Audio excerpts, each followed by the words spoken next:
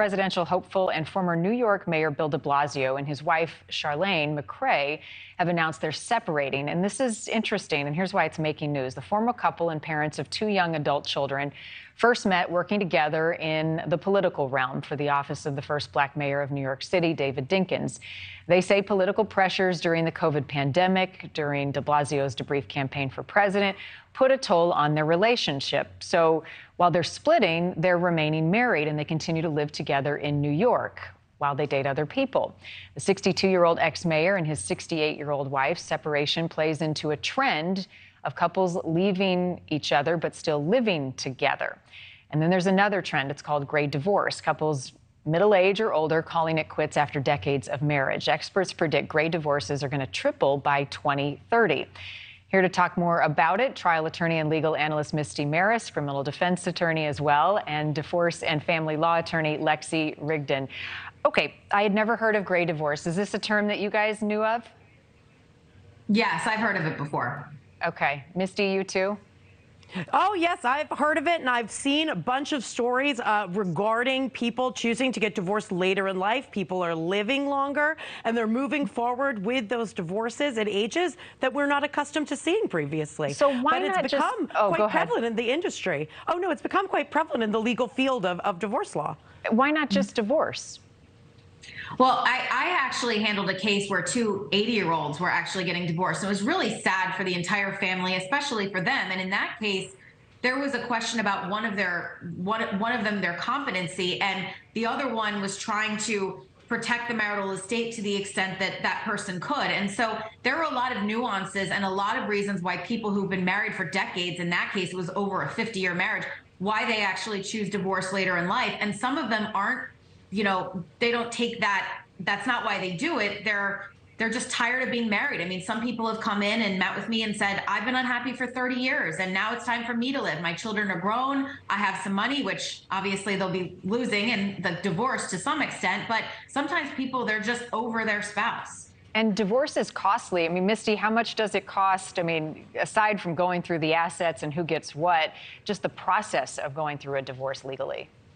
Well, the process can cost hundreds and thousands of dollars because think about it. Some people have amicable divorces. Maybe they have prenuptial agreements that really spell it out. But a lot of times you see divorces being contested, the terms being contested. You see divorces that get very, very messy, that can go on for 5, 6, 7, 8 years. So it really depends on the circumstances, but it can certainly be a costly endeavor. And more common, Lexi, for older people, right? Younger people more likely to split up, get a divorce because they have so much living yet to do?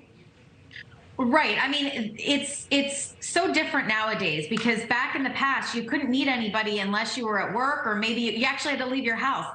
Now older people are able to, and I've seen this happen where people reconnect with old high school flames on Facebook and all of a sudden they're not so interested in the marriage anymore. So the reasons behind why these relationships break up are varied, but the issue with older people getting divorced is that if you get divorced at 35, let's say, you have perhaps 30 years before you retire to regenerate your assets and income. People that are getting married later, getting divorced later in life, they don't have that long runway to do that. And so they can be in some serious, dire financial straits. And so I don't think that the de Blasio and his wife are in that situation necessarily, but I actually applaud them for the creative solution to their marital issues by taking a less traditional approach. Right, to each their own, right? I mean, if it works for you, then do it, and they're being very transparent about it. We don't want to see anyone get divorced.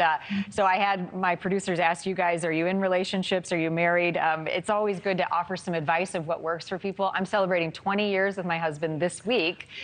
So, you know, what works? I mean, one thing that we do is we date lunches, right? Like you continue to date and meet up, you know, the kids are at school. That's what we do, is find fun times to like go out to lunch, catch up on our days.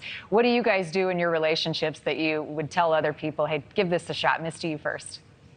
Absolutely. I say communication is so key. Do not let any issues fester. Make sure you get in front of them and address them. And Marni, my husband and I do the same thing. We make sure to spend quality time together. It's really easy to get wrapped up in the day-to-day, get wrapped up in work, get wrapped up in plans. It's incredibly important to prioritize each other and get that quality time in. Yeah, and communicate. How about Lexi for you? Right. Well, I'm actually divorced and remarried. And so we have a little bit of a unique situation in that there are times when we're both kid free. And so we're able to really prioritize each other the way that people who are younger couples who are wrangling children cannot. So, I'm thankful for that because it is so important to prioritize the other person and communicate, just like Misty said. Thank you for watching. Go to newsnationnow.com to find NewsNation on your television provider. And don't forget to click the red subscribe button below to get more of NewsNation's fact-driven, unbiased coverage.